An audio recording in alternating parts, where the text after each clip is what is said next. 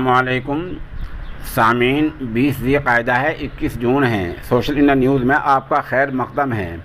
ख़बर का उन्वान है, तालीमी मैदान में बेटियों ने बाजी मारी। इस सिलसिले में हमारे सामने 3 जगहों की अहम रिपोर्टें हैं और भी लोग भेज सकते हैं।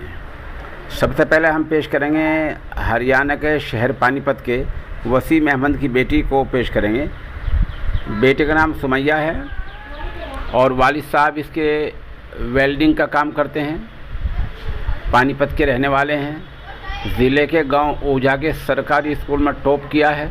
इस तालिबा का ख्वाब IAS बनने का है। ये तस्वीर आप तालिबा की देख सकते हैं। दूसरी तालिबा ने SN इंटर कॉलेज में टॉप किया है। ये कस्बा कैरानी की रहने वाली है। नाम इसका है अक्सा अंसारी। यह हाजी अकबर अंसारी की पोती है। समाजी कारकुन डॉक्टर अजमतुल्लाह खां और शायर उस्मान उस्मानी ने मुबारकबाद पेश की है। तीसरी बेटी मुज़फ़्फ़रनगर की है, सफ़िया अख्तर। ये आप तस्वीर में देख सकते हैं। ये माशाल्लाह दीनी इदारा इनामुल उलूम के मोहतमिम मौलाना गुलजार कासिमी की बेटी है। इस बेटी ने भी टॉप किया है। तो ये 3 बच्चों की मिसाल आपके सामने है। इन्होंने तालीमी मैदान में बाजी मार ली है।